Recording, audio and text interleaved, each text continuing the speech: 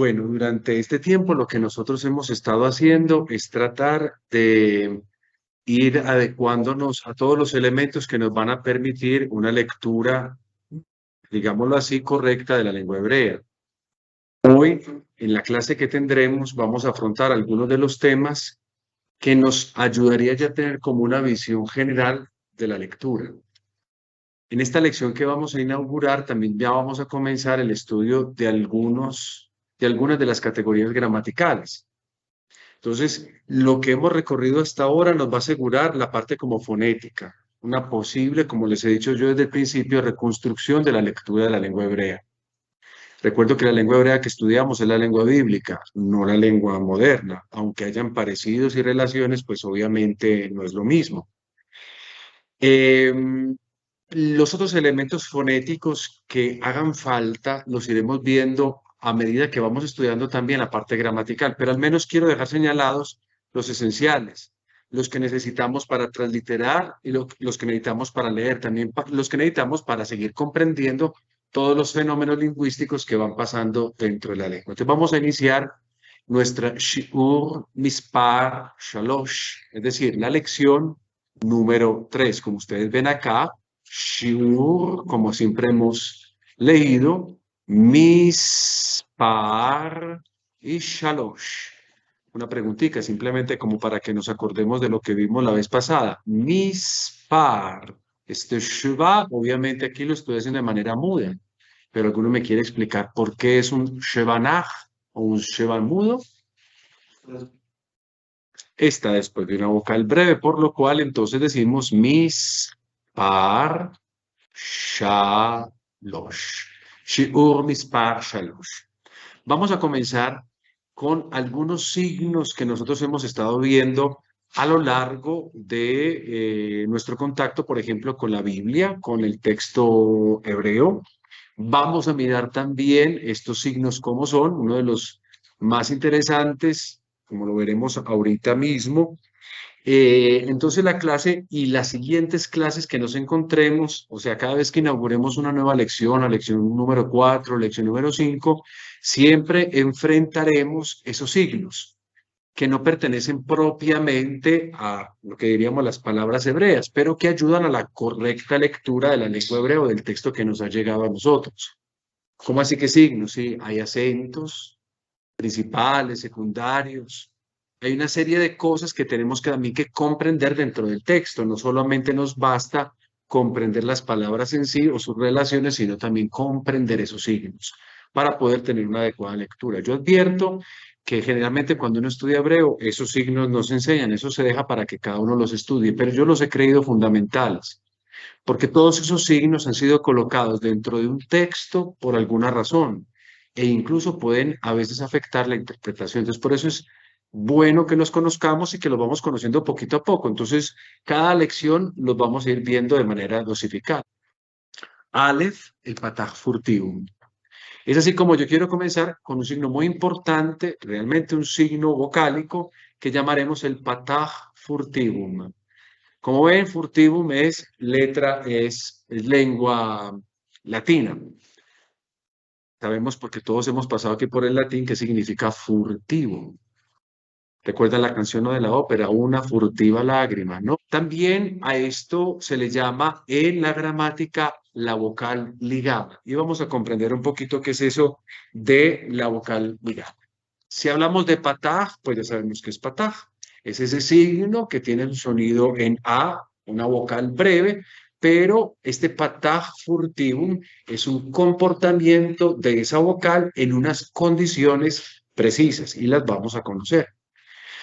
¿A qué denominamos pataj furtivum? Denominamos pataj furtivum a un pataj, esa vocal breve, que va a estar acompañando algunas consonantes guturales. Algunas consonantes guturales como cuáles, las que ven en pantalla entre paréntesis. ¿Cuáles son esas consonantes? Para que vamos repasando el reconocimiento de las consonantes. La het, bueno, y la ain y het. Y cuando acompaña ese pataj furtivum, acompaña esas consonantes, pero esas consonantes deben estar al final de la palabra. ¿Para qué se coloca el pataj furtivum? Para hacer sonar dichas consonantes guturales de una manera particular o con un matiz especial.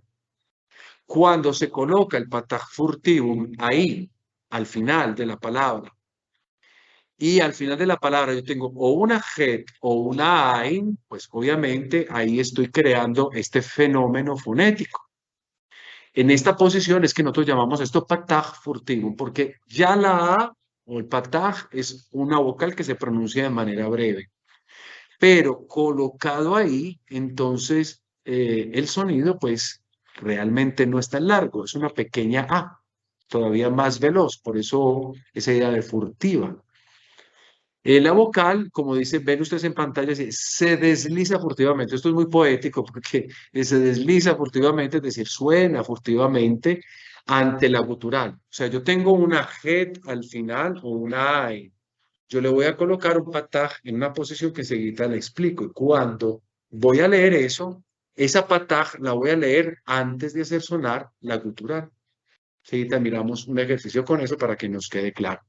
Entonces, de esa manera, con el pataj furtivum que está ante una gutural, esa gutural debe de estar cerrando una sílaba final, atención, acentuada. Miren todas las características. Podemos leer, en esta posición se denomina pataj furtivo porque la vocal se desliza furtivamente ante una gutural. Esa gutural está cerrando una sílaba final acentuada, es decir, ahí hacemos el acento, la fuerza tónica. Y además, atención, para que haya pataj furtivum, esto tiene que estar precedido por cualquier signo vocálico largo, exceptuando el kametz rajab. Son muchas características para esto. Lo cierto, queridos muchachos, es que se reconoce fácilmente. Yo podría incluso omitir toda esta teoría. Se reconoce fácilmente porque incluso la escritura no es la misma a la que estamos acostumbrados y ya veremos por qué. Entonces yo podría omitir toda esta teoría, pero esta teoría nos ayuda a comprender. En palabras simples, para que haya pataj furtivum, la palabra tiene que terminar en het o en ain. Para que haya pataj furtivum, esa sílaba en la que termina debe llevar el acento. Y para que haya pataj furtivum, debe preceder a ese pataj furtivum una vocal larga, exceptuando kametz rajab. Eso es lo que tenemos que saber. Entonces intentemos mirar un pequeño, digámoslo así, un pequeño ejemplo. Y con este ejemplo comprenderemos algo bien interesante. Miren una palabra que es muy especial. Atención porque voy a colocar el acento que generalmente se debe hacer cuando se lee el pataj furtivo. Miren que el pataj está ¿dónde? Se encuentra debajo de la het, pero no está en la mitad, como venimos nosotros acostumbrados a eso. Observen que al final entonces tenemos una het y esa het tiene el pataj debajo, pero no tan debajo. Lo normal del pataj es escribirlo, por ejemplo, en la mitad de la consonante. Es lo que generalmente se hace. Y no corridito a ese lado que está ahí. ¿Cuál es el efecto que crea? Obviamente, aquí hay varias características, pero no todas las características. ¿Qué tenemos nosotros acá? Tenemos lo siguiente. Tenemos antes del pataj una vocal. ¿Esa vocal es larga o breve? Es una vocal larga. ¿Cómo la llamamos? La shurek, ¿no? Entonces ya tenemos una de las características. La otra característica es que debe de terminar o en het o en ay. Aquí ya la tenemos. Y una vez sabidas esas dos características, tenemos que saber que, recuerden que estamos en una sílaba tónica. De hecho, el acento, la fuerza se hace en la última sílaba acá. Si quito la pataj, eso sonaría así como pero hemos tenido entonces el signo de pataj furtivum. ¿Cómo se debe leer esto? Si yo voy a transliterar generalmente, ¿cómo transliteraría? Uno tiene la tendencia a transliterar la resh con una R, ¿no? La shurek con una U, con el signo de lo largo. Y uno generalmente en orden es primero la consonante y después la vocal. Pero en este caso, esto no va a funcionar en ese orden. Porque Lo que hace el pataj furtivum es que se vuelve como una especie de diptongo, como una especie de diptongo. Se une el sonido de shurek con el sonido de pataj. Entonces, ¿yo cómo voy a leer esto? Lo voy a leer así, como está transliterado acá, lo voy a leer haciendo el acento en esa primera parte, lo voy a leer así. Ruach, ruach, ruach. Espíritu y otras traducciones porque la palabra no solo significa espíritu. ¿Se comprende esto? Entonces, miren, las dos vocales, no voy a leer ruja, porque recuerden que habíamos dicho que cada consonante tiene su vocal, sino que aquí la vamos a adelantar. Mire que incluso el signo no está completamente en la mitad, sino que está un poquito hacia el lado. Obviamente, si estamos hablando de derecha a izquierda, estamos hablando hacia el lado derecho de esa, en este caso de esta G. Entonces se lee ruaj.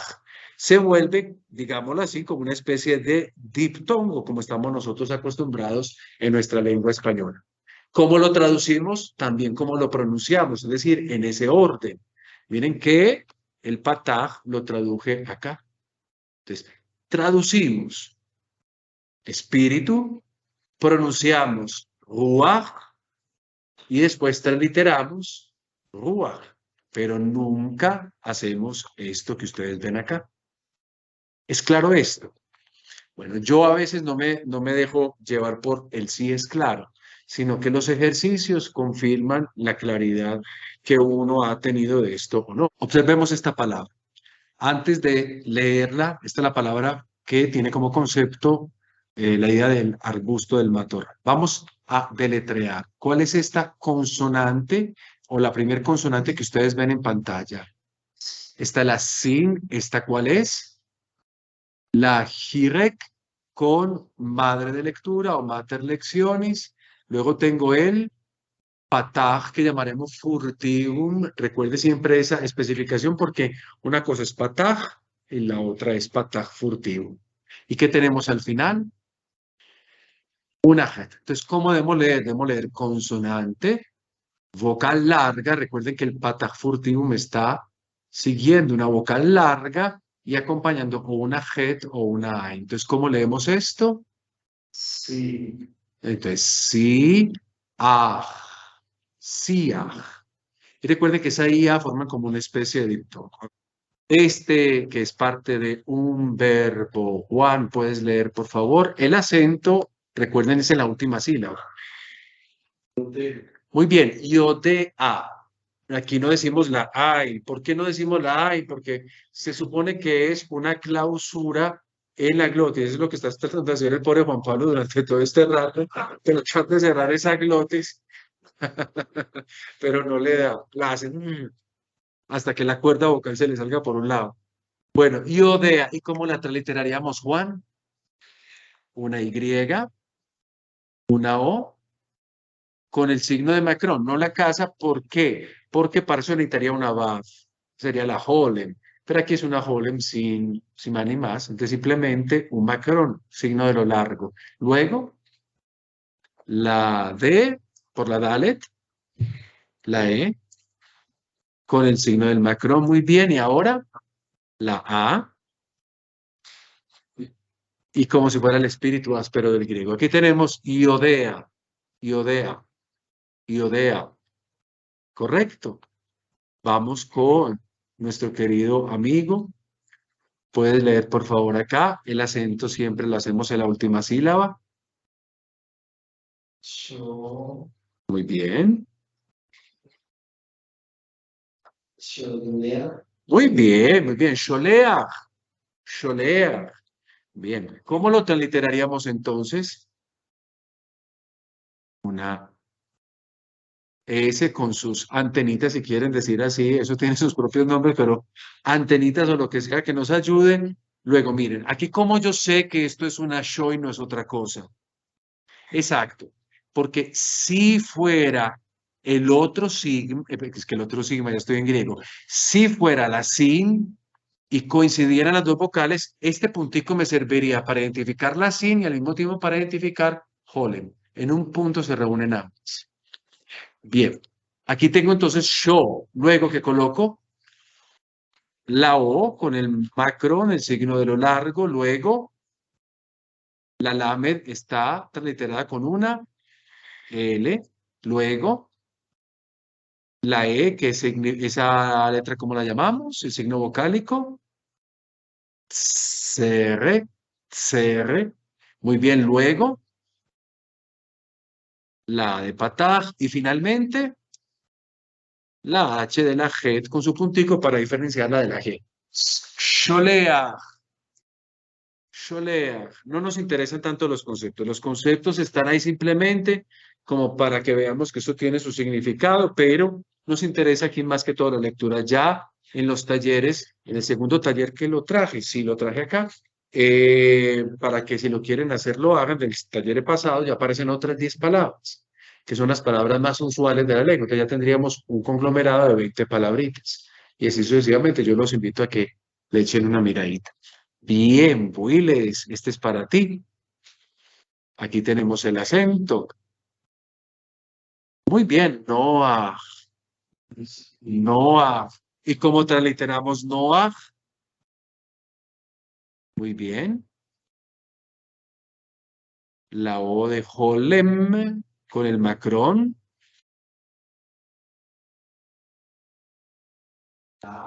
De patar. Muy bien. Muy bien. Aquí tenemos una palabra muy linda de concepto.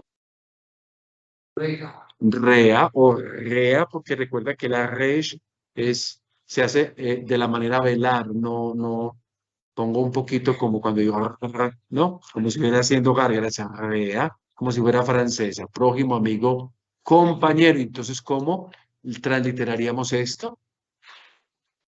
La R de la resh, la R, ¿qué vocal? De CR muy bien, con el macrón, porque es una vocal larga. De pata A, no le coloco macrón porque es breve. Y finalmente, no es una S, es como si fuera un espíritu del griego, un espíritu áspero. Re-A. Porque recuerden que la AIN así se translitera. Y nos queda Juan Pablo.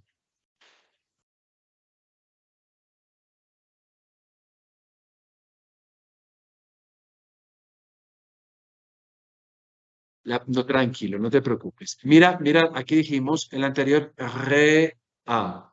Y mira que es la misma forma para comenzar.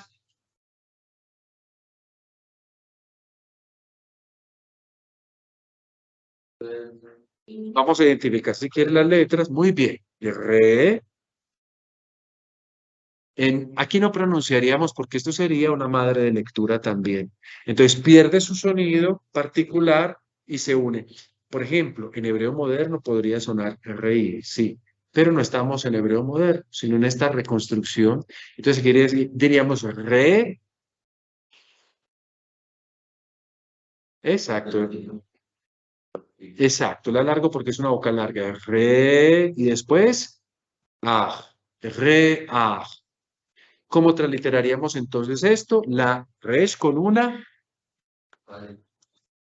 tranquilo. No se preocupe que aquí lo vamos entonces a ir recuperando para que vayamos ensayando. Tranquilo, hijo. La resh con una R, la atención CR, normalmente sería esto, pero como tiene una madre de lectura, hacemos esto.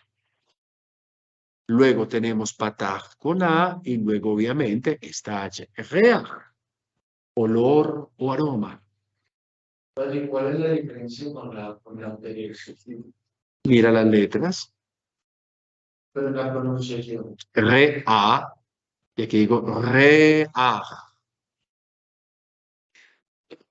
Bueno, ¿quién quiere hacer esta para seguir ensayando y para seguir transliterando? ¿Quién quiere hacer esta? ¿Cualquiera? Dale, Juan. Muy bien. Recuerden que el acento lo hacemos acá. Guía. Guía. Y vamos a transliterar. Este ejercicio que estoy haciendo de transliterar nos ayuda a repasar eso precisamente. La primera letra, ¿cómo se llama? Vamos a repasar. La yod. Muy bien. ¿Esto qué es? ¿Un sheva de qué tipo? Nach, o sea, agudo o na. Nach o na. Na. O sea, un sheva móvil. ¿Y por qué es móvil? Porque está al principio de la palabra. Entonces lo transliteramos y lo leemos. Así. Ye, ye. Luego, ¿cuál letra sigue? La gimel, que se translitera con ¿qué? Una G de gato, siempre ga, ge, gi, go, gu. Y aquí, ¿qué tenemos? La gire con mater lecciones, ¿cómo se translitera? La I con el techo. Luego, ¿qué debo de transliterar? ¿Esto cómo se llama? Y en este caso, patah furtivo. Mire cómo se escribe. Y siempre va a estar al final. Y luego, ¿cómo se llama esta consonante? La ay, que se translitera de esta manera, como si fuera un espíritu áspero del griego. Y guía, cansancio, trabajos, ganancia, posesiones. Miren que una palabra realmente tiene un campo semántico muy amplio, es polisémica, porque ¿qué tiene que ver posesiones con cansancio?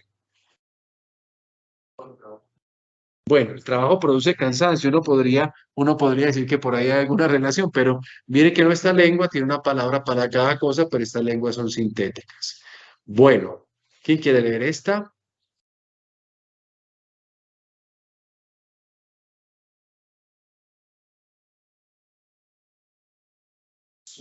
Muy bien.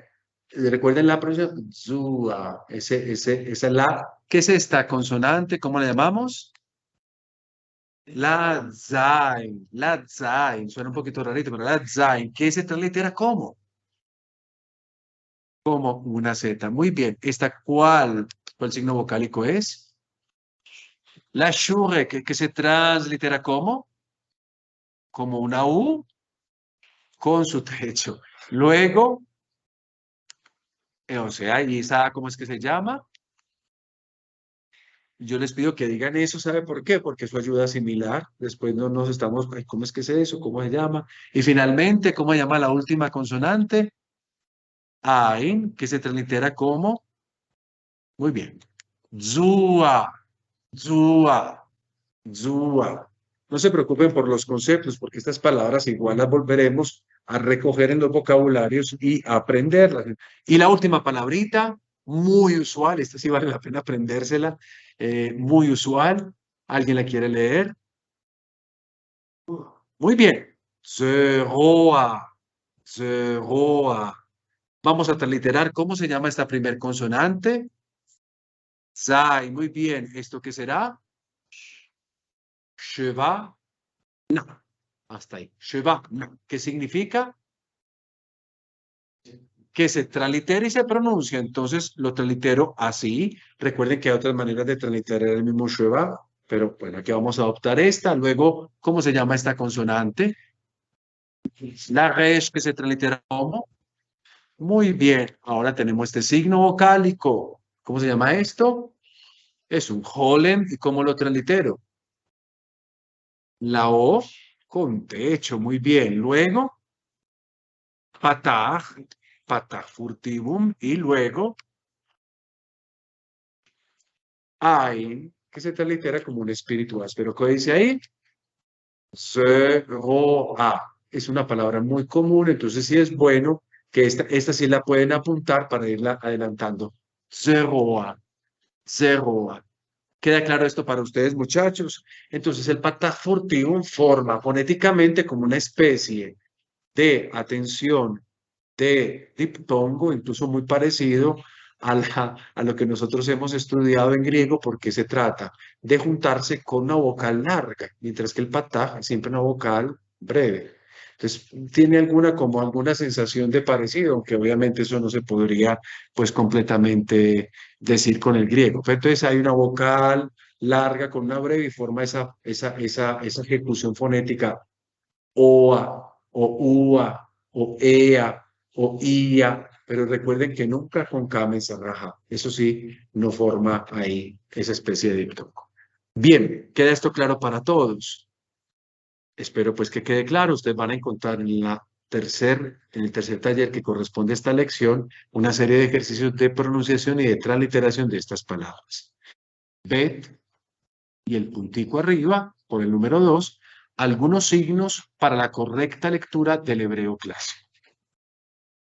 Algunos signos para la correcta lectura del hebreo clásico. Bien, con el paso de los años, además de los signos consonánticos y de los signos vocálicos, como hemos expuesto en las lecciones pasadas, se desarrollaron otra serie de signos, muchachos, con los cuales se pretendía en parte salvaguardar la lectura correcta de la lengua hebrea, de manera que esa lectura correcta obviamente representara bien la realidad de cómo se tenía que leer, o al menos cómo era la tradición de lectura que los masoretas hacían del texto bíblico en hebreo. Estos signos, yo les contaba que correspondían de alguna manera u otra a nuestros signos de puntuación. A veces nos sirven como para, por ejemplo, lo que serían separar palabras o unir palabras y obviamente para especificar aún más la correcta lectura de las palabras. Yo les digo y les he dicho, los signos son muy numerosos, no se pueden ver en una sola tirada porque no se asimilan. Entonces es mejor irlos viendo, comprendiendo su utilidad, asimilando ese signo y ya después en otra lección ver otro signo, lo mismo, comprender su utilidad, asimilar su uso y ya vamos juntando signos y de un momento a otro los vamos a saber todos sin tener que hacer como grandes esfuerzos por aprender de memoria estas cosas. Y en el uso, pues esto de alguna manera u otra se comprende todavía mucho más. Entonces, en la actualidad todavía se sigue investigando incluso el valor de alguno de esos signos. Hay valores que no sabemos, hay valores que no encontramos, pero hay muchas hipótesis al respecto y alguna que otra tienen un cierto peso, una cierta validez. Ustedes se darán cuenta de esto más adelante cuando hayamos caminado un poquito más. Hay dos tipologías de esos signos. Las dos tipologías que yo propongo para que los sinteticemos y que los veremos en las lecciones diversas son, primera, hay unos signos para la correcta pronunciación. Bueno, realmente todos los signos son para pronunciar correctamente la lengua hebrea, pero estos en específico van a decirnos algo sobre cómo, por ejemplo, pronunciar en concreto una consonante, por decirlo así. Y hay otros signos que son para la correcta acentuación, es decir, para donde yo hago la fuerza tónica, donde en la palabra tengo que esmerarme por hacer la fuerza tónica, es decir, a la palabra que tiene un acento. Yo les recuerdo que en hebreo no existen tildes como las tenemos nosotros, pero existe una gran cantidad de signos, más bien casi musicales, que nos ayudan a saber dónde el acento, la fuerza se hace principalmente dentro de una palabra. Entonces los iremos aprendiendo. Vamos a comenzar con los primeros, los signos para la correcta pronunciación. El primero es esta del MAPIC. ¿Qué es el MAPIC? Recuerden que consiste en un punto al interior de la G. Habíamos dicho que la G cuando está al final de una palabra no se pronuncia porque normalmente está en función de ser mater leccionis o madre de lectura. O sea que pierde, digamos, su función como consonante y más bien apoya la lectura de la vocal que precede, un cametz generalmente. Sin embargo, existe un punto que cuando se le coloca a ese G final, hace que ese G final deba de ser pronunciado. Y entonces, ¿qué es el MAPIC? Es ese punto que funciona solo en esa G y esa G debe de estar al final. Dicho de otra manera, entonces la G que no pronunciábamos porque la hacíamos quiescente, porque era una madre de lectura, a partir de ahora, cuando le vemos el MAPIC, la deberemos pronunciar como lo que es, como una G. Es decir, se rescata su sonido, funciona como consonante. Atención porque el MAPIC solo funciona con la G y con ningún otro elemento. Yo les he mostrado que en las palabras existe un punto. Si ustedes se fijan en la consonante, en la segunda consonante, la P, hay un punto. Ese no es el MAPIC. Eso es lo que nosotros llamamos dagesh. Recuerden, para que sea MAPIC, tiene que estar en la G. Entonces, cuando yo me encuentro esta G, que es una gutural y tiene un punto, no puedo pensar en un dagesh. Tengo que pensar en un MAPIC. ¿Cómo transliteramos MAPIC? Puede ser una M, muy bien. Luego, el siguiente signo se llama patag. Luego, una P. Y mire que P si tiene un dagesh que reduplica. Entonces, map. Y luego, una jirek con. Muy bien. Y finalmente, la kof. ¿Qué le coloco? No, mapik. Entonces, vuelvo a repetir, ¿en qué consiste el mapik? Consiste en un punto colocado en una G y esa G al mismo tiempo tiene que estar al final de la palabra. ¿Para qué se usa? Solo se usa con esta consonante, no se usa para otra cosa que sea esta consonante. Vamos a recordar, observen la palabra que he colocado abajo. La palabra que significa año. ¿Cómo se lee esto? Muy bien, Shana. Miren que está el Kametz con la madre de lectura. Sonó la madre de lectura. ¿La escucharon en la pronunciación? No. Generalmente una G al final no suena. Es como una H nuestra en la palabra hijo. No suena. Generalmente. Pero atención entonces a la siguiente palabra que dice acá. Muy bien. Arzaj. Así tengo que hacer sonar la G. Aquí entonces nosotros tenemos otra cosa diferente. ¿Qué hace el MAPIC? Le da sonido a esa G. Entonces esa G ya no es madre de lectura. Porque recuerden que la madre de lectura es algo que se fusiona con el signo vocálico generando un único sonido. Aquí el MAPIC en consecuencia lo que está haciendo es generar ese sonido. De hecho, vamos a hacer la transliteración de las palabras. Shana, ¿cómo lo transliteramos? La S que representa la Shin. Luego abajo, ¿qué tenemos? Kametz Hatuf, ¿por qué? Perdón, Kametz Rahaf. Kametz Rahaf, ¿por qué? Según lo que estudiamos, es una sílaba abierta. Luego, ¿qué tenemos? La nu, muy bien, la nun. Luego, ¿qué tenemos? Kametz Raja, porque tiene la madre de lectura. Entonces, en este caso, colocamos así. Aquí decimos Shana, año. ¿Ok? Ahora, vámonos a la siguiente palabra. Y traduzcámosla, no, transliterémosla. ¿Cuál es la primera consonante que tenemos? Aleph. ¿Y Aleph cómo se translitera? Muy bien, con un espíritu dulce. Luego, ¿qué tenemos acá? Pataj, muy bien. Luego, ¿qué tenemos acá? Resh, ¿qué tenemos aquí abajito? Un Sheba, Nah. Porque es Shebanah o quiescente o mudo. Está después de una vocal breve. Entonces, no lo translitero, no lo pronuncio. Luego, ¿qué sigue? ¿Una qué? Una tzade. ¿Y cómo se translitera la tzade? Luego, ¿cómo transliteramos lo que viene acá? Esto es ¿qué? Kametz, Rahav, pero ya no tengo madre lectura. Entonces, al final, ¿qué hago? Coloco la H correspondiente a la G, que se debe pronunciar Artsaj. Artsaj, atención queridos muchachos, significa la tierra de ella. Tierra de ella. En esa sola palabrita se dice todo eso. La tierra de ella. Como ustedes entonces están viendo acá, la G de acá no es una G que se pronuncia, es una G quiescente.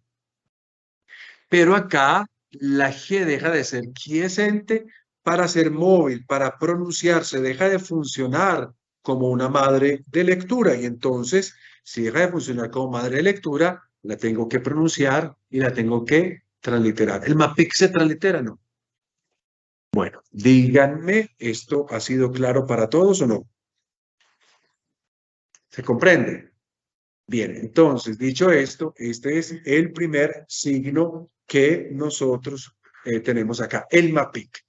¿Y por qué he traído el MAPIC y lo he colocado al principio? Porque recuerden, queridos muchachos, que el mapik, siendo un punto que se coloca en la mitad de una consonante, puede confundirse con un dagesh.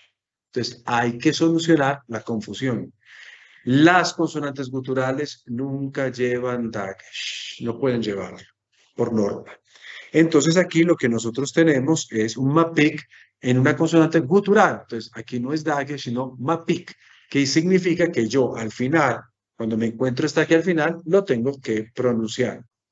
La otra manera de un punto es el dagesh. ¿Qué es el dagesh? Vamos a decirlo, es como el mapik y consiste en un punto que puede ser colocado al interior de casi todas las consonantes. Dije casi todas las consonantes, porque hemos aclarado que no todas las consonantes pueden llevar dagesh. Ya hemos visto una gutural, la G, que puede tener un punto, pero no es dagesh, es mapik. Aquí tenemos un punto que puedo colocar en casi todas las consonantes, pero obviamente no todas. Y ya vamos a ver cuáles. El dagesh, mírenlo acá. Aquí he colocado una bet con un punto en la mitad. Generalmente el dagesh es un punto en la mitad de la consonante. Obviamente tiene su propia escritura, no se coloca en cualquier parte. La colocamos en el centro de la consonante. Yo los invito a que ustedes el texto lo vean y cuando vean un dagesh traten de identificar, por ejemplo, en una mem en qué punto va, en una sin o en una shin en qué punto va, o sea, en qué lugar coloco el dagesh. El dagesh se divide en dos tipologías. Tenemos el dagesh hazak, más comúnmente denominado dagesh forte, o sea, el dagesh fuerte. O aquí tienen la otra etiqueta, digámoslo así, que dice aquí el dagesh kabed o dagesh pesado. Ese es el primer tipo de dagesh. Cualquiera de estos tres nombres los encontramos en nuestras gramáticas. Generalmente el que está en caracteres amarillos es el que más usan las gramáticas, el dagesh forte. Y al lado del dagesh forte existe otro dagesh, el dagesh rafé o dagesh lene. Lene significa el dagesh suave. ¿Qué es lo que dice abajo?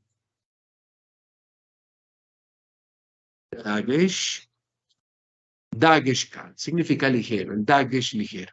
Tenemos el dagesh pesado, dagesh ligero, o dagesh hazak, dagesh fuerte, y dagesh rafé, dagesh suave.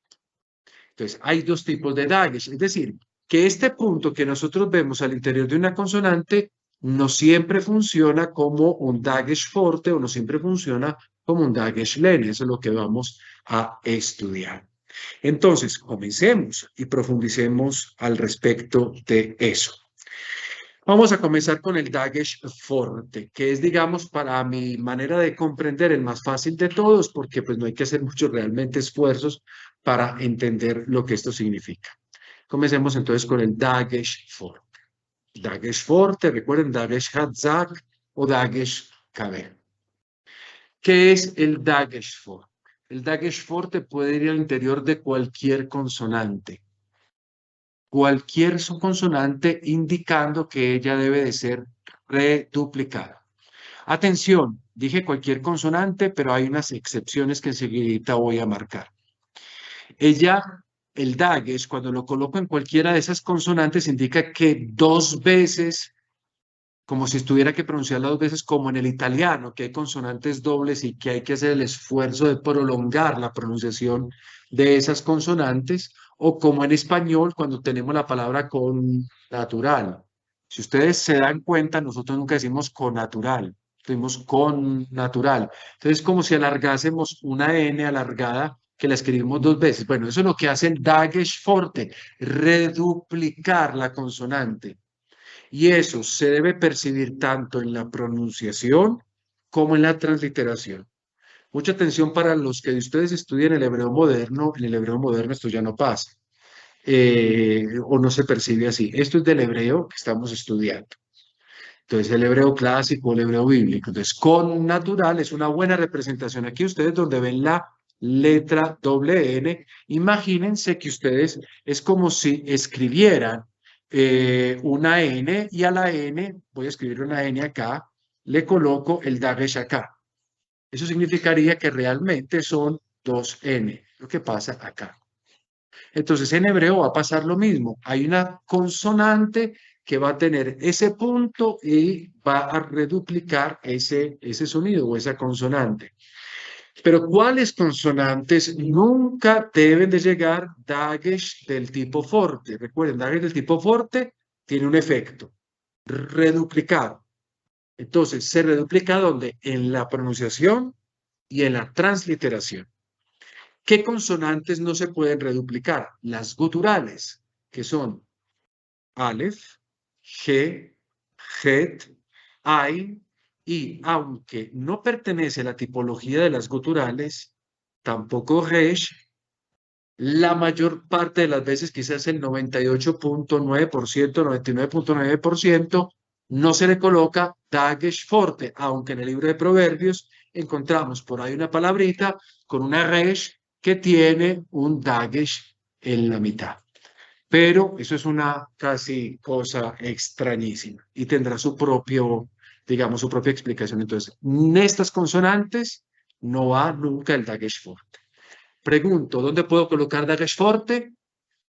En todas las consonantes, exceptuando guturales, las 4 guturales, y Resh. Dagesh forte. ¿Y qué es el efecto de Dagesh forte? Reduplicar.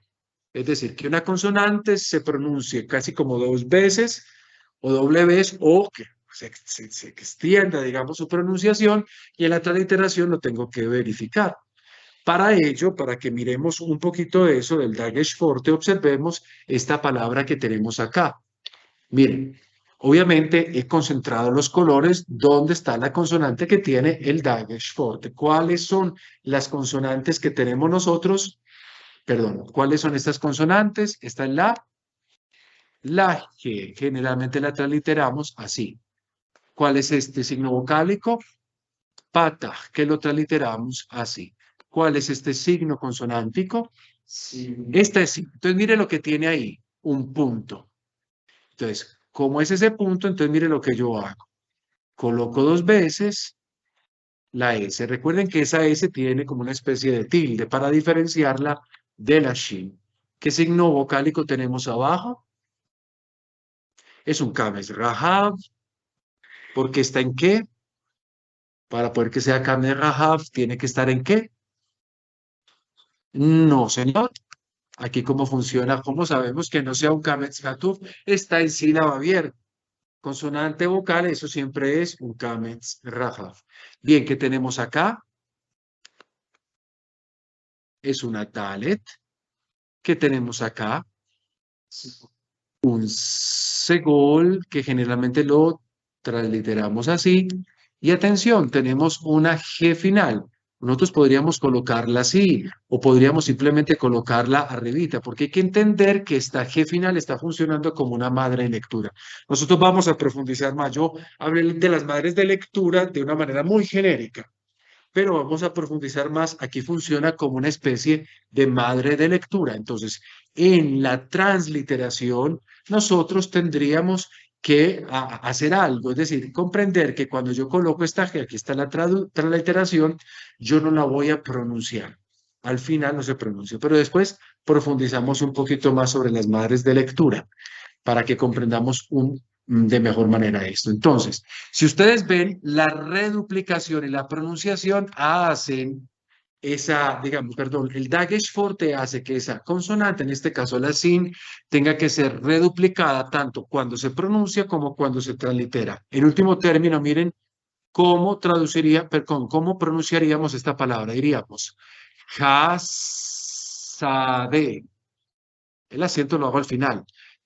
Hasade, Hasade, Hasade. Ustedes podrían hacer un ejercicio, como dividirlo en sílabas. Has, sa, de, has, sa, de, hasade. Haciendo siempre el énfasis ahí. Si hay un Dagesh forte, debemos reduplicar tanto en la pronunciación como en la transliteración. Claro esto, para todos. Y entonces, como existe un Dagesh forte, queridos muchachos, decíamos ahorita que existe un Dagesh lene, o lo que llamamos nosotros un Dagesh rafé o un Dagesh kal. Aquí lo vamos a observar. Dagesh Rafe, Dagesh Lene o Dagesh K. Hasta el momento, para algunos esto era nuevo y para otros, pues obviamente esto ya lo que acabamos de hacer era un repaso. Atención, a diferencia del Dagesh forte que puede estar en cuáles consonantes, no, en todas, menos en las guturales. Tenemos las guturales que no pueden ser, no pueden llevar Dagesh forte. En comparación con eso, el Dagesh lene solo puede moverse en las consonantes que recuerden en una de las lecciones llamamos las Begad Kefat. ¿Cuáles son las Begad Kefat? Pues esas consonantes que ustedes están viendo ahí. Las Begad Kefat son la Bet, la Gimel, la Dalet, la Kaf, la P y la Tav. Esas son las Begad Kefat. Es decir, el Dagesh lene solo va a poder acompañar esas consonantes. ¿Puede acompañar la Mem? No. ¿La Nun? No. ¿La Kof? No. ¿Por qué? Porque hemos dicho que solo se encuentra en las Begad Kefat. Entonces, miren, antes podría ser en cualquier consonante, ahora solo estamos diciendo en las Begad Kefat. ¿Y qué hace el Dagesh ahí? Ya ustedes lo saben, porque es lo primero prácticamente que yo enseñé.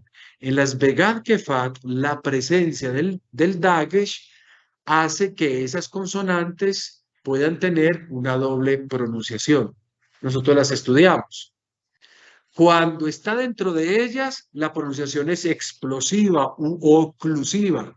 Yo digo pet, yo digo gimel, dalet, kaf, yo digo p y yo digo tav. Cuando no está dentro de ellas, la pronunciación la llamamos fricativa o de manera aspirada. Entonces, por ejemplo, yo tengo el bet, perdón, la bet con el dagesh lene y entonces digo bet. Le quito el dagesh lene y digo vet, es decir, la pronunciación fricativa. Por ejemplo, kaf, yo digo, cuando tiene el dagesh, digo, pero cuando le quito el dagesh, digo, half. ¿Se comprende esto? Entonces, observen acá. Esas son las consonantes Begad Kefat.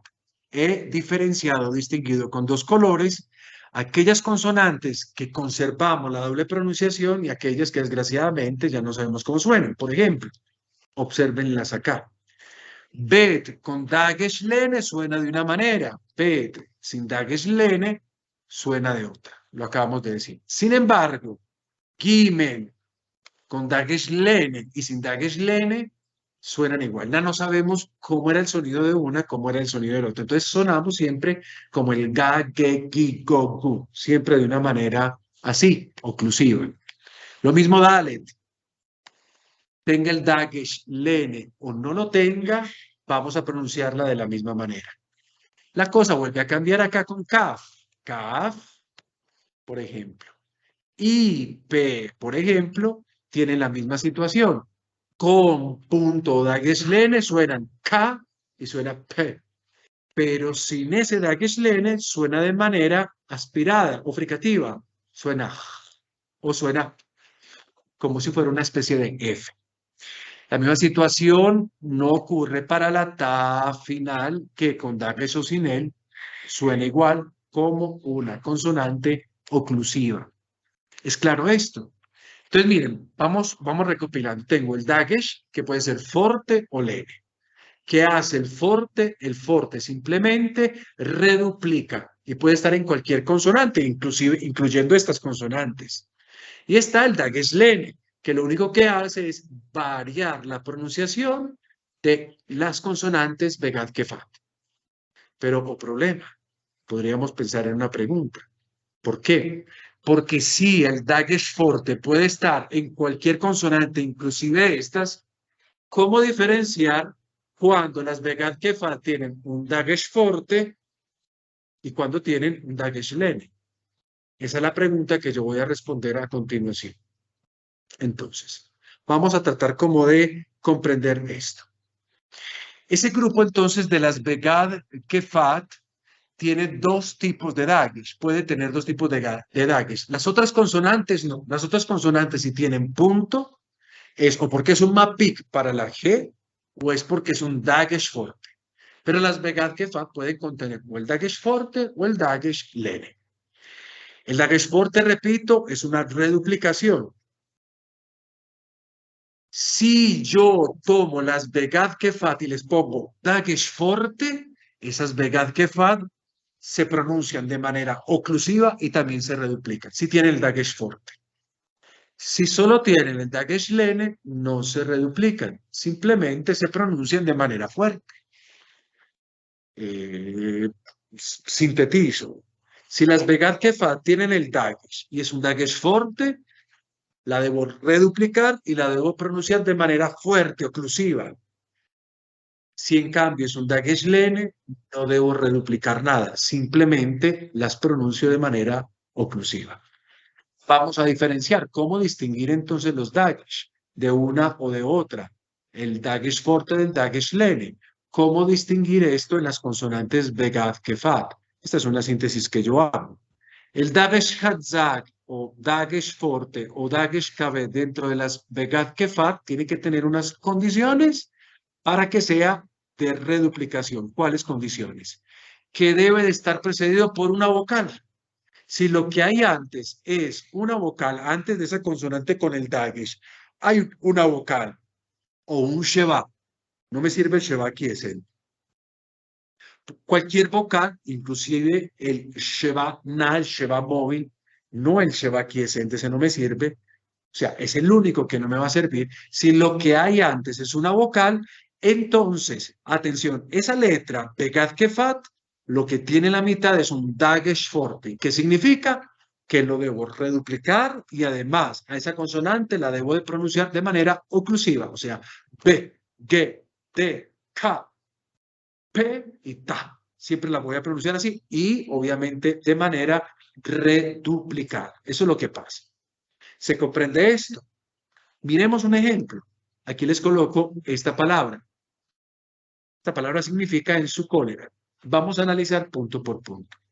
Atención. Esto que ustedes ven acá, queridos muchachos, ¿qué letra es? ¿Qué consonante es? Es la PET. Muy bien. Y mire que la PET tiene aquí un dagesh. Es un dagesh fuerte, es un dagesh lene. Por exclusión yo ya lo podría comprender, porque aquí dice, para que sea un dagesh fuerte debe de estar precedido por una vocal que hay antes de esta bet. Entonces, ¿esto es un dagesh fuerte o es un dagesh lene? Lene. Porque el forte debe de estar precedido por una vocal y si no hay nada, obviamente no puede ser un dagesh fuerte. ¿Y por qué me preocupó la bet? Porque es una de las letras que puede prestarse para confusión. Es una B, gad kefat, bet. Entonces aquí tenemos un dagesh lene. ¿Qué hace el dagesh lene? No reduplica, sino simplemente que la letra se pronuncie de manera oclusiva. Entonces, yo digo, atención, esto es Sheva na, o sea, móvil, o es Sheva nah, o sea, quiescente. El Sheva na es móvil, lo debo leer. ¿Por qué? Está en primera posición, o sea, basta como regla. Entonces, ¿cómo leo esto? Muy bien. Aquí, ¿qué consonante tengo? ¿Y qué signo vocálico? Pata. Muy bien. Entonces, hasta aquí vamos leyendo. ¿Cómo leo esto? A. Hasta ahí vamos. Atención, me encuentro con una P. Entonces tengo que recordar, ¿la P pertenecerá al grupo de las begad kefat? Pues sí, míralas acá, mírala acá. Entonces, si tiene un dagesh en la mitad, aquí es donde yo tengo que preguntarme, ¿dagesh forte o dagesh leve? Para que sea dagesh forte, ¿cuál es la regla? Debe de estar precedida por una vocal. ¿Qué hay antes de P? Pata, o sea que esto que dagesh es dagesh forte. O sea que lo tengo que pronunciar de manera oclusiva, pero también lo tengo que reduplicar. Entonces, yo diría así, P, A, pa, P, A, pa. Esa P tiene que ser, obviamente, duplicada, es más larga, se vuelve como más larga en la pronunciación. Vea, pa. Recuerden que la yod no tiene signo vocálico, o sea que es quiescente. Las consonantes, exceptuando las finales, si no tiene signo vocálico, no se leen. Aunque esto es otra cosa que ya después veremos exactamente, esto es un sufijo. Vea, pa. En su cólera. ¿Se comprende esto? Entonces recuerden la condición para que sea ese Begat Kefat un Begat Kefat con Dagesh forte, ese Dagesh forte tiene que tener antes una vocal. Si no la tiene, no lo es. Pero como puede ser que algo en mi cabeza se confunda, que se me acabe de olvidar lo que acabamos de aprender, entonces propongamos el Dagesh Lene para que lo comprendamos todavía. Observemos cuál es la condición del Dagesh Lene. Basta que esté al inicio de palabra. Claro, al inicio de la palabra, ese Dagesh de las Begad Kefat, pues no es nunca fuerte. ¿Por qué? Porque antes no hay una vocal, está solito. Esto es mitad de la verdad. Yo aquí no he contado toda la verdad. Yo los estoy introduciendo. Después, más adelante, les explicaré todas las otras cosas. Pero por el momento, yo les cuento la mitad de una verdad. Basta que esté al inicio de la palabra y en este caso vamos a decir que Sabegat Kefat tiene Dagesh, pero no forte, sino Dagesh Lene o Dagesh Rafe. En este caso la palabra debe de estar al comienzo absoluto de una frase o estar precedida por un vocablo, por una palabra que termina con consonante, claro, porque ya veremos que hay una relación entre las palabras a través de ciertos signos que llamamos signos conjuntivos que nos unen las palabras. Pero bueno, esto no es una cosa que se puede explicar bien acá en este punto, eso lo explicaremos más adelante. Por el momento, si yo veo una palabra, como miren, observen acá, Dagesh, miren lo que ustedes ven acá, está al principio, antes no hay nada, eso es un Dagesh, Lene, esa Dalet que pertenece, miren acá, a las Begad Kefat, no la voy a reduplicar, simplemente la voy a pronunciar de manera oclusiva, aunque pues ya sabemos que Dalet se pronuncia solamente de esa manera. O atención, o está al inicio de palabra o está precedida por un Sheva Nah, es decir, un Sheva quiescente. Observen que para que sea Dagesh forte, tiene que estar precedido por cualquier signo vocálico o un Sheva Na, Sheva móvil. Para que sea Dagesh Lene, basta que esté o al inicio de la palabra, o si es una sílaba, que esté precedido por un Sheva quiescente o mudo. Les propongo entonces de nuevo el ejemplo anterior y se comprende tranquilamente. ¿Qué tenemos acá? Una PET. Y aquí que tenemos un Sheva. ¿Qué tenemos al interior de la PET? Un Dagesh y es Dagesh Lene porque basta que esté al inicio de la palabra. Entonces, esta BET, observen que en la pronunciación, a diferencia de la P, no la redupliqué, pero sí la pronuncio de manera oclusiva. ¿Queda claro esto para ustedes, muchachos? Tenemos que saber entonces que las Begad Kefat que no tienen el Dagesh Lene deben pronunciarse de manera fricativa, es decir, de manera aspirada. O en otras palabras, cuando yo tengo una Begad Kefat y está precedida por cualquier elemento vocálico, incluso mínimo, como el Sheva móvil, entonces yo tendré que pronunciar eso de manera oclusiva. Pero si no tiene ninguna vocal o lo único que tiene antes es un Sheva, pero silente o quiescente, eso vuelve en fricativa esa Begad Kefat. Es decir, la pronuncio de manera aspirada. Estoy como replanteando todo lo que he dicho, pero con otras palabras. La transliteración, recuerden que yo no tengo que absolutamente reduplicar nada. Simplemente coloco la consonante y basta. ¿Por qué digo esto? Porque uno cuando, ya les acabo de decir, la Begad Kefat tiene un Dagesh forte, ahí sí debo reduplicar. Pero si no tiene, si tiene un Dagesh Lene, no reduplico. Pero si ni siquiera tiene el Dagesh Lene, igualmente lo reduplico. Porque recuerden que el Dagesh Lene afecta es la pronunciación, no duplica o reduplica. Las Begad Kefat pueden ser reduplicadas y cuando llevan Dagesh Forte. Ya sabemos cuándo llegan Dagesh Forte. Lo llevan cuando están precedidas por una vocal. En ese caso, a la Begad Kefat yo la tengo que reduplicar, tanto en la pronunciación como en la escritura. Si lo que llevan es Dagesh Lene, porque está al principio de palabra, porque la precede el Sheva quiescente, simplemente copio la letra. Puede ser una B, una Tav, o bueno, lo que sea. Y no tengo que reduplicarla porque obviamente no es de reduplicación. Y si esa Begad Kefat no tiene el Dagesh Lene, es decir, no tiene ningún signo de punto, simplemente la escribo normalmente, no hay que hacer ningún cambio. Pero en la pronunciación, si tengo que pronunciarla de manera fricativa, de manera aspirada, sí se puede. Eso es lo que estaba yo diciendo. Hay muchas más cosas que decir al respecto, pero yo creo que por el momento basta. Sí, porque ya cuando encontremos algunos fenómenos, por ejemplo, en los verbos, el Dagesh va a tener una función más. Hay verbos que pierden una consonante y se vuelve, ¿saben? Como el espíritu, perdón, como el acento circunflejo del griego, que a veces nos recuerda que ahí hubo una o asimilación, o una elisión, o una contracción de vocales, por ejemplo.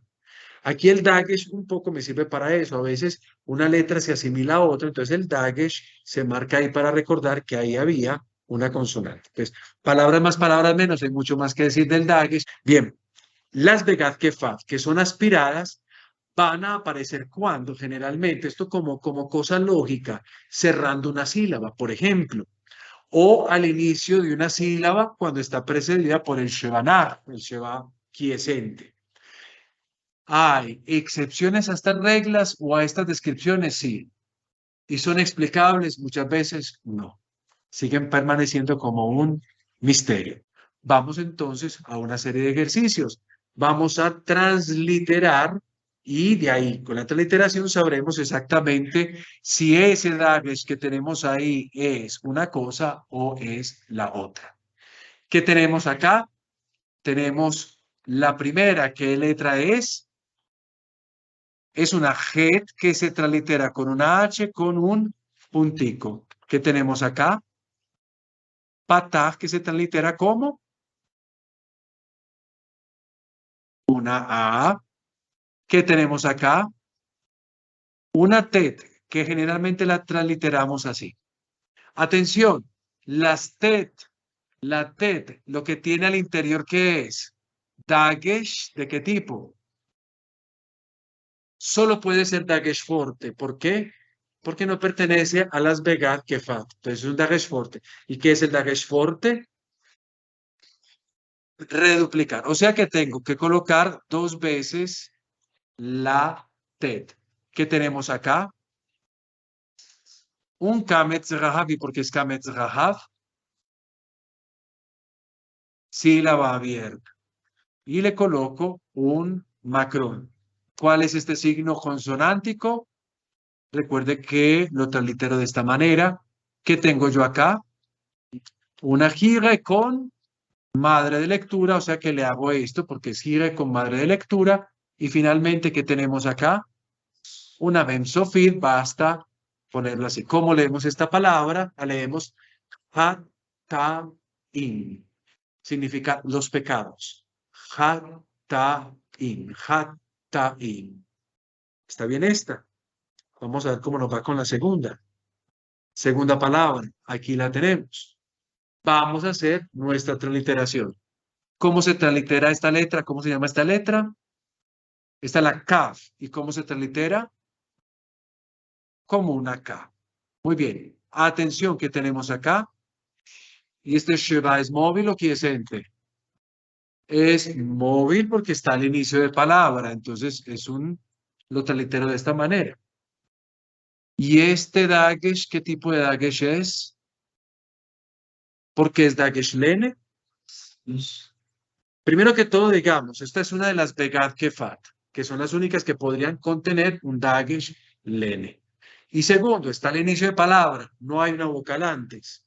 La razón no es solamente que está al inicio de la palabra, sino que no está precedida por vocal. Entonces es un dagesh-lene. El dagesh-lene simplemente me dice que la pronunciación tiene que ser como fuerte, fuerte. Por eso es muy buenos los ejemplos, porque nos ayudan a cuadrar toda la confusión de la cabeza.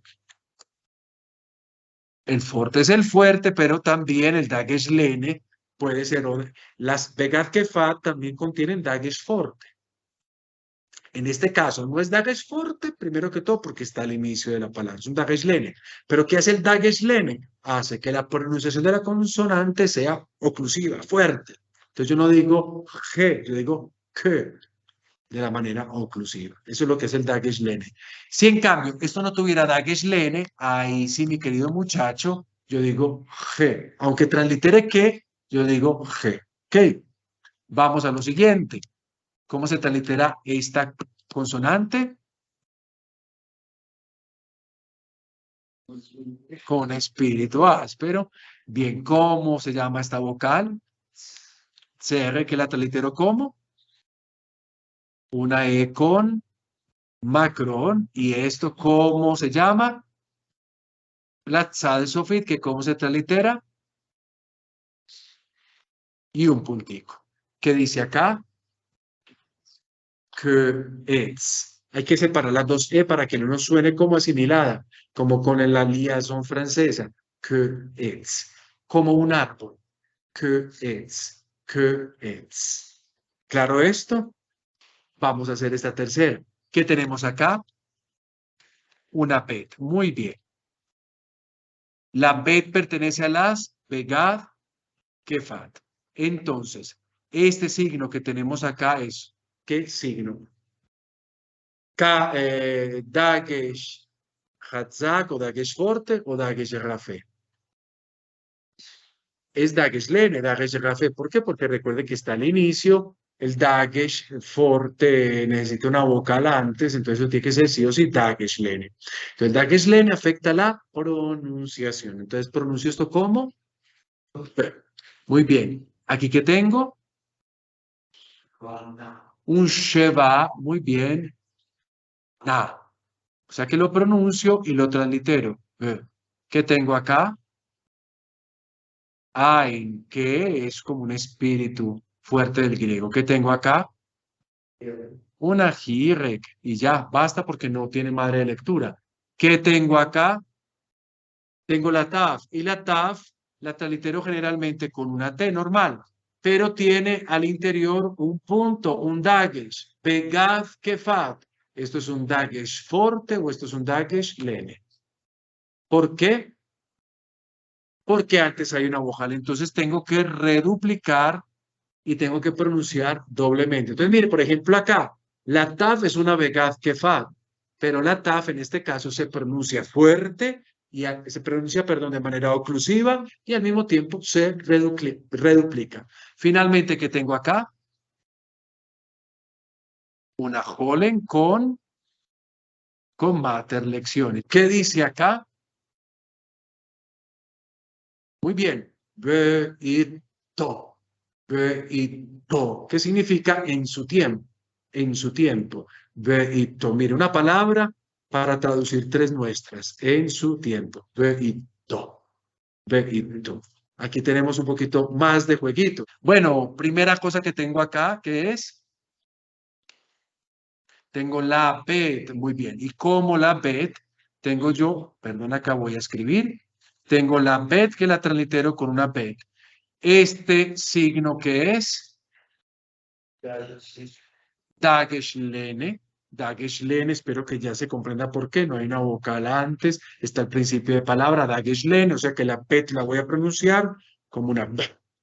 ¿Qué tengo acá? Pata. Entonces simplemente una A. ¿Qué tengo acá? Una mem. Mire, la mem no es una begad kefat.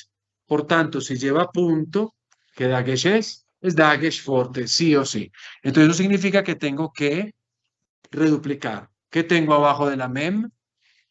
Tengo una jirek. Muy bien. Atención, ¿qué letra sigue? La shin, que la coloco así. Y ese Sheva que hay acá, ¿qué es? ¿Es Sheva na o Sheva nach? ¿Sheva móvil o Sheva quiescente? Es un Sheva nach. ¿Por qué? No se pronuncia. ¿Por qué? Es una sílaba cerrada, está precedido de una vocal breve. Fíjate que es una vocal breve en este caso. Entonces, si no se pronuncia, no se translitera. Atención, ¿qué viene acá? ¿Cómo se llama esta consonante? Una P. Y pregunto yo, antes de que sigamos, P, ¿esto qué clase de dagesh es? Dagesh forte, dagesh lene. Es un dagesh lene. Primero es una Begat Kefat, que es la que nos mete a nosotros en la dificultad si es forte o lene. ¿Y por qué es un dagesh lene? Está precedido por un Sheva que no se pronuncia. Y esa es la condición para que sea dagesh lene, o está al inicio de palabra o está precedido por un dagesh, perdón, por un Sheva que no se pronuncia, que no se lee. Este es un Sheva que ni se pronuncia ni se lee. Entonces, en ese caso, estamos ante un dagesh lene. ¿Y el dagesh lene reduplica o no? No reduplica, solamente hace que la pronunciación sea oclusiva. ¿Qué tenemos abajo de esta? Kametz, Rahav, y finalmente, ¿qué tenemos? Una tet, que la transliteramos de la siguiente manera. ¿Qué dice ahí?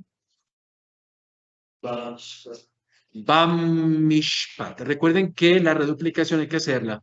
Bam mishpat. Bam mishpat. En la justicia, o en el derecho, o en la sentencia. Bam mishpat.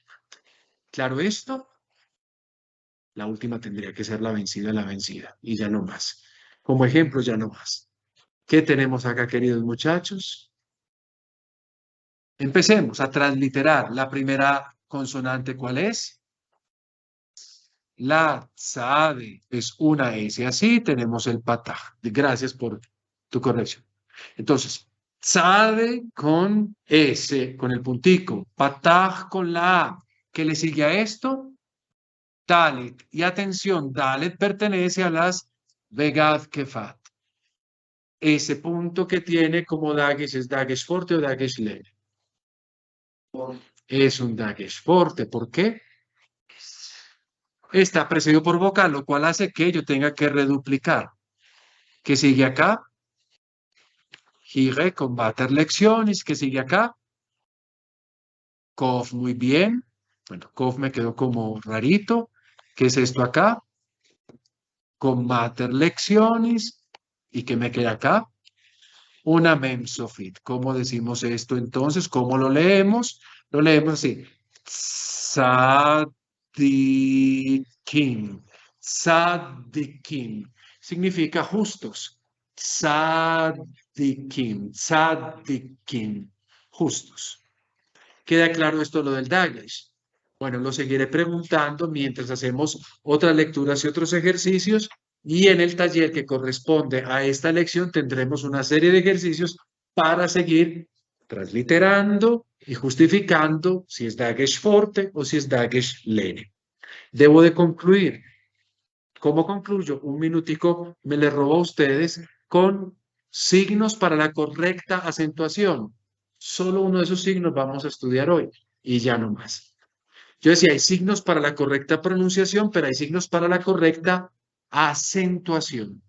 El primer signo, que realmente no es un signo para la correcta acentuación, sino que modifica la acentuación, es este signo que ustedes ven acá.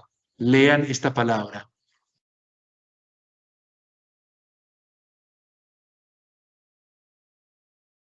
Tengo ma, muy bien. ¿Esta qué consonante es? La kof, que se translitera como una Q nuestra. Atención, el dagesh que está ahí es dagesh forte o dagesh lene. Solo puede ser dagesh forte porque esta no es una begad kefat. Por lo tanto, reduplico. Luego sigue una CR y luego sigue una P. Pero la P no tiene dagesh. O sea, ¿cómo se debería pronunciar esa P sin dagesh? Muy bien, entonces, ¿cómo se lee esto? Makef. El signo del Makef. Makef consiste en un pequeño guión horizontal que coloco entre dos palabras o entre más, entre tres o entre cuatro palabras. Las junto a través de guiones para unirlas estrechamente a tal punto que se vuelven una unidad fonética, o sea, las dos palabras o las tres palabras o incluso las cuatro palabras se leen como si fuera una sola palabra cuando están unidas por el makef. Cita, les muestro cómo es este signo, es el guión hebreo, digámoslo así. ¿Qué hace además? Si se leen como una unidad fonética, hace que la primera palabra o las dos primeras palabras o las tres primeras palabras desplacen su acento hasta la última.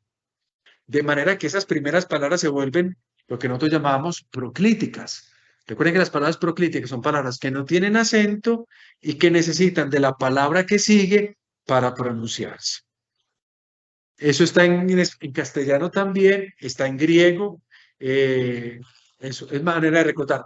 Para quien es nuevo, la palabra proclítica es una palabra sin acento que necesita de la otra para pronunciarse. Yo les propongo el ejemplo de el burro. Perdónenme, se me vino el burro porque él no tiene tilde, necesita de la palabra siguiente. Yo no puedo decir él y después digo burro, tengo que decir el burro o la casa. Ese él o la son palabras proclíticas que se apoyan en el acento de las siguientes palabras. Entonces, esto es lo que pasa con el makef. Las palabras se vuelven unidad fonética. El acento se va hacia la última palabra, pero no solo eso. Algunas vocales de las primeras palabras empiezan a cambiar. Si eran largas, se vuelven breves. Entonces es por esto que el makef es para la correcta acentuación, porque el makef corre el acento al final y modifica la pronunciación incluso de las palabras. En la transliteración el makef se tiene que indicar. Les propongo el ejemplo de acá y concluimos. Atención, miren acá el makef. Ahí está. ¿Ven la lamed? ¿Ven la resh? ¿Ven dónde se pone el makef? En la parte superior. Ahí lo vamos a colocar nosotros, en la parte superior. Observen acá. Ahora, miremos esta palabra. ¿Cómo se lee esta palabra? P. Muy bien. Este dagesh que está acá es dagesh fuerte o dagesh lene. Lene está al principio, está en una vegad que fa. Ven, y aquí que dice ja, a, da, ma. Esto es hijo de la tierra. Ben Ha'adama. Miremos esto con un makef acá para unir las palabras. Observen acá. Observen que aquí teníamos un CR. Y observen que en cada palabra había un acento. Ben Ha'adama. Teníamos el acento. Cuando puse el makef, observen que el acento de acá se me desplazó al acento de la última palabra. De manera que yo tengo que leer esto como si fuera una sola palabrita. Y además, para ayudar a que la cosa sea veloz, y yo no diga Ben Ha'adama, el CR de la primera palabra se abrevió en un segundo. ¿Y cómo leo esto yo? Ben Ha'adama, Ben Ha'adama, como una unidad fonética. Y aquí está la transliteración. El makef se debe transliterar. Muchachos, esto es claro. Van a hacer un ejercicio y van a coger el primer capítulo del Génesis cada uno y va a buscar tanto el Mapik, si lo hay, van a identificar los Dagesh y van a identificar el Makef. ¿Qué van a leer? El capítulo 1, versos del 1 al 5. 1 al 5. Bueno, muchachos, esto es todo por hoy. Yo les agradezco mucho.